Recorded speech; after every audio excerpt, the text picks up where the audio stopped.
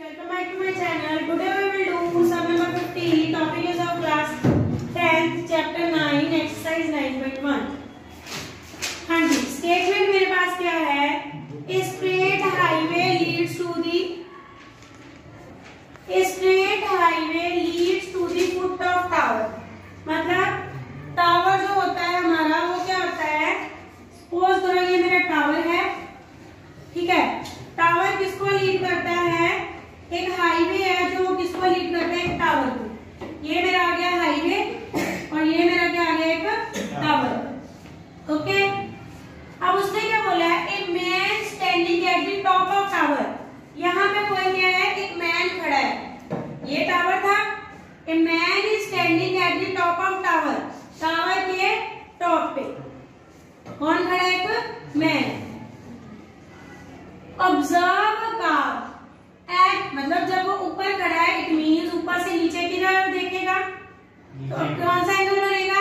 Angle of depression. Angle of depression. Observes A car eight an angle of depression. मतलब वो एक car को observe करता है. सपोज करो यहाँ पे कार है. कार जो है हमारी हाईवे के ऊपर ही चलेगी, ठीक है.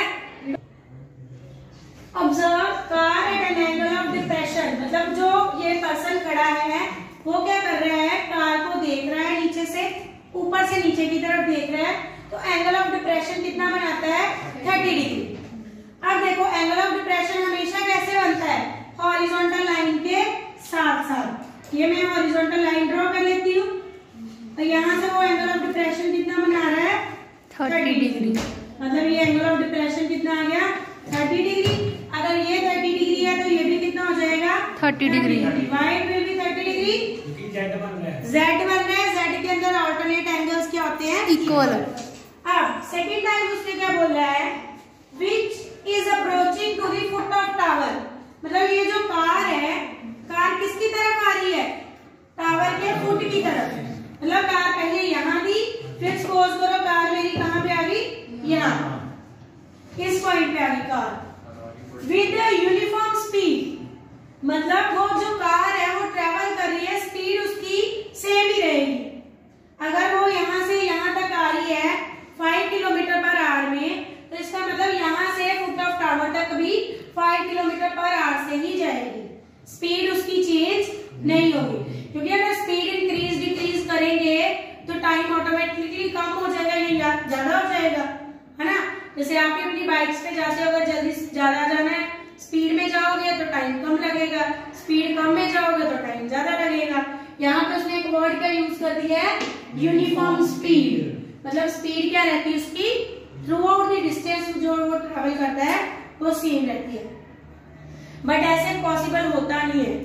जितना मर्जी आप सोचो कि मैंने स्पीड 10 किलोमीटर पर आवर ही रखनी है, तो कई बार क्या होता है? ऑब्स्टेकल्स आ जाते हैं रास्ते में, हमें स्पीड इंक्रीज करनी पड़ती है, डिक्रीज करनी पड़ती है, ठीक है. This one is ideal case की स्पीड उसकी यूनिफॉर्म रहेगी. ओके. अब उसने बोला है 6 सेकेंड्स लेटर, 6 सेकेंड बाद the angle of depression of the car to be 60 degree. 6 second later मतलब अगर कार यहाँ थी, यहाँ आ गई 6 सेकेंड में, कितना टाइम लिया उसने यहाँ से यहाँ पहुंचने का? 6 सेकेंड. 6 सेकेंड. मतलब सपोज करो पहले वो ए पॉइंट पे थी, बी पॉइंट पे कितने टाइम में पहुंची है? ये स्पीड भी बताई, क्या बताया है? टाइम. कितने टाइम में पहुंची है? 6 सेकेंड में. तो एंगल ऑफ डिप्रेशन उसका कितना हो जाता है? 60 डिग्री. एंगल ऑफ डिप्रेशन कितना हो जाता है? 60 डिग्री. तो अगेन ऑल्टरनेट एंगल, ये 60 डिग्री बनी है. हाँ जी. अब उसने पूछा क्या है? फाइंड. फाइंड क्या करना है? Time taken.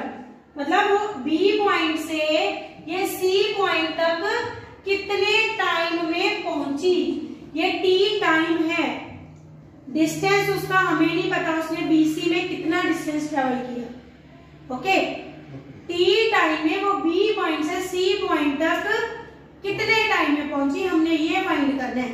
अगर हम बीसी अकेला फाइंड कर देते हैं तो वो मेरे पास डिस्टेंस आ जाएगा, पर मैंने क्या फाइंड करना है? टाइम.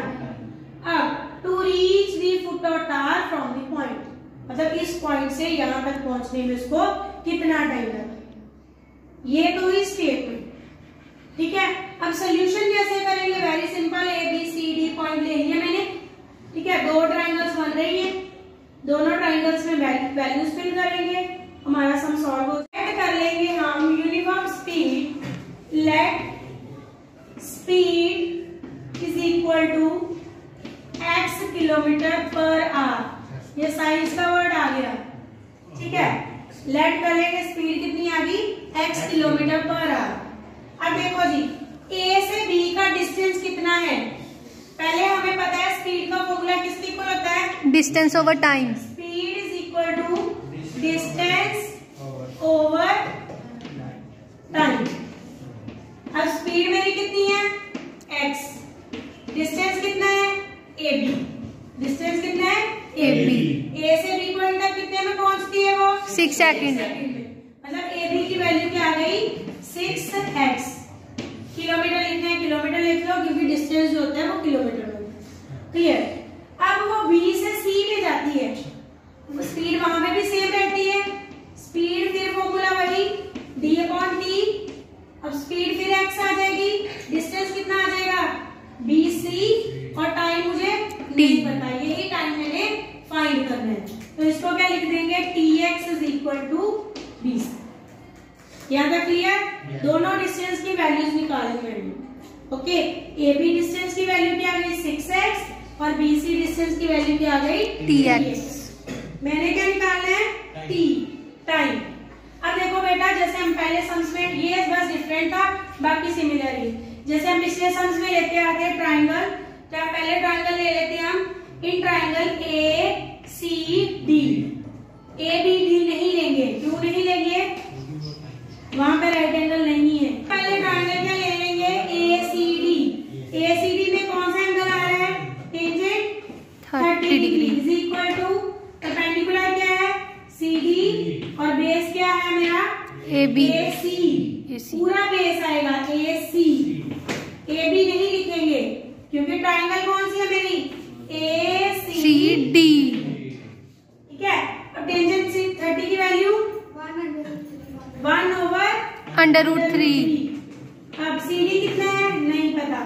AC कैसे बनता है, AB plus BC। AB plus BC। अब देखो जी, 1/√3 इज इक्वल टू, AB की वैल्यू कितनी है, AB हमने कितना फाइंड किया है, 6x, और BC कितना फाइंड किया है, tx।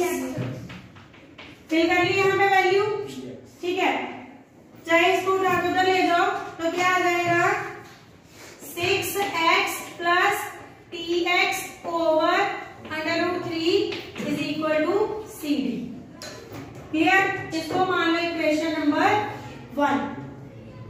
ये इक्वेशन यहाँ तक क्लियर हुआ। क्रॉस मल्टीप्लाई की 1 से मल्टीप्लाई करेंगे, वही टर्म आएगी, ओवर में √3 रहेगा, इज इक्वल टू CD। अब जी आगे क्या करेंगे, अब दूसरी ट्राइंगल लेंगे। दूसरी ट्राइंगल कौन सी आ रही है, दूसरी ट्राइंगल कौन सी है, ACD तो ले ली हमने already, ABD, same mistake, ABD triangle consider होगी, नो मैम। तो फिर कौन सी आएगी, BCD। In triangle BCD, right angle triangle लिख लिया करो, आपको याद भूल जाता है। अब इसमें क्या आएगा, टेंजेंट 60 डिग्री, परपेंडिकुलर CD, और बेस कितना आएगा यहाँ पे, बेस क्या आएगा, BC। हाँ जी, टेंजेंट 60 की value √3। CD as it is, BC की वैल्यू हमने क्या फाइंड की थी, tx, ये की थी, √3 tx is equal to CD। हाँ जी, जो कल हमने थ्योरम की थी वहां पे हमने किया था, अगर राइट साइड इक्वल हो तो लेफ्ट साइड क्या होती है, इक्वल। इसका मतलब फर्स्ट इक्वेशन में भी CD है राइट साइड में, सेकंड इक्वेशन में भी राइट साइड में CD है, राइट साइड से इक्वल है तो लेफ्ट हैंड साइड पे क्या होगी, इक्वल। वैसे लिख देती हूँ यहाँ पे, फ्रॉम 1 and 2। अगर आपने लिखना है तो लिख सकते हो, if the right hand sides are equal then left hand sides will be equal. अब देखो जी, लेफ्ट हैंड साइड में क्या है मेरे पास, यहाँ पे √3 tx is equal to 6x plus tx over √3, यही है। ये अब √3 से मल्टीप्लाई, और यहाँ पे नहीं पता लगता 1 लगा लो, मल्टीप्लाई हो जाएगा तो क्या आ जाएगा 3tx is equal to 6x plus tx। अब इन दोनों में से क्या कॉमन बन रहा है, x कॉमन बन रहा है दोनों में से, x is equal 6 plus t, x से x सॉरी tx है यहाँ पे, x से x कट गया, क्या बच गया t हमने फाइंड करना है, 3t is equal to 6 plus t, t वाली टर्म्स एक साइड पे कर लेंगे तो क्या आ जाएगा 3t minus t is equal to 6, अब माइनस करेंगे तो क्या आ जाएगा 2t is equal to 2t is equal to 6, t की वैल्यू क्या आ जाएगी 6/2 3 सेकेंड। मतलब वो कितना टाइम में कवर करेगी, B से C पॉइंट में 3 सेकेंड में जाएगी। इसका मतलब वो B से C वाला डिस्टेंस क्या था मेरा 3 था। B से C तक वो अगर यहाँ पे 6 सेकेंड में पहुंच रही है तो इसका मतलब AB डिस्टेंस ज्यादा था और BC डिस्टेंस क्या था कम था। Okay, thanks for watching and keep कर लेंगे हम uniform speed, let speed is equal to x kilometre per hour, ये साइंस का वर्ड आ गया, ठीक है। लेट कर लेंगे स्पीड कितनी आ गई x किलोमीटर पर आवर।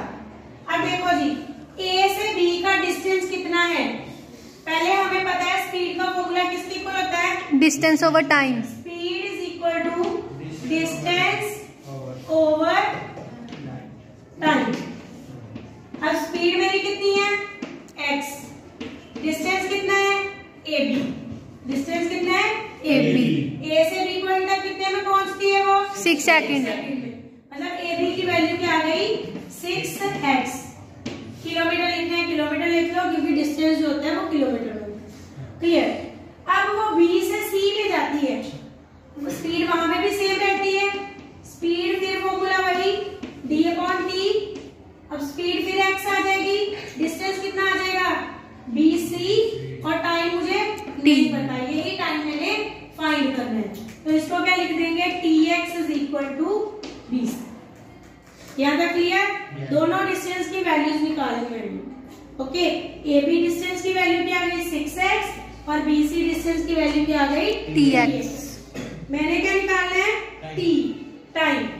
अब देखो बेटा जैसे हम पहले सम्स में, ये बस डिफरेंट था बाकी सिमिलर ही, जैसे हम पिछले सम्स में लेते आते हैं ट्राइंगल, तो पहले ट्राइंगल ले लेते हैं हम, इन ट्राइंगल ACD, ABD नहीं लेंगे, क्यों नहीं लेंगे वहां पे राइट एंगल नहीं है, पहले ट्राइंगल क्या ले लेंगे ACD, ACD में कौन सा एंगल आ रहा है tangent 30 degree is equal to perpendicular क्या है CD और बेस क्या है मेरा AB, AC, पूरा बेस आएगा AC, AB नहीं लिखेंगे क्योंकि ट्राइंगल कौन सी है मेरी ACD, ठीक है।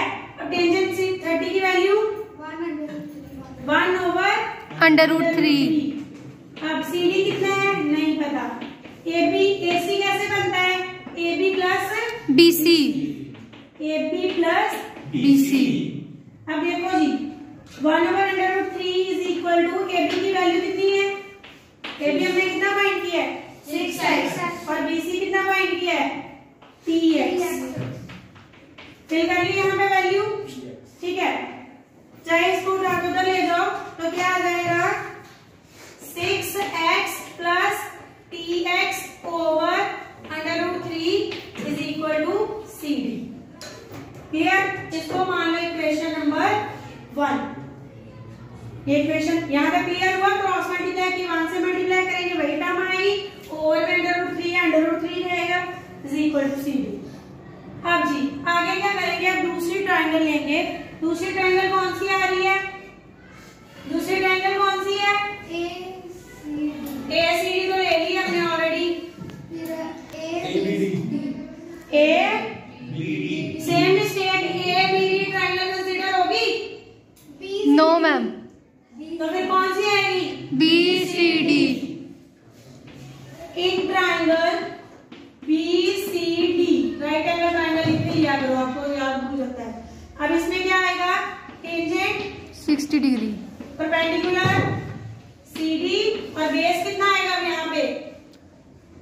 बेस क्या आएगा? BC BC। हाँ जी, टेंजेंट 60 की value √3 CD as it is. BC की वैल्यू हमने क्या फाइंड की थी? TX। ये की थी √3 TX is equal to CD।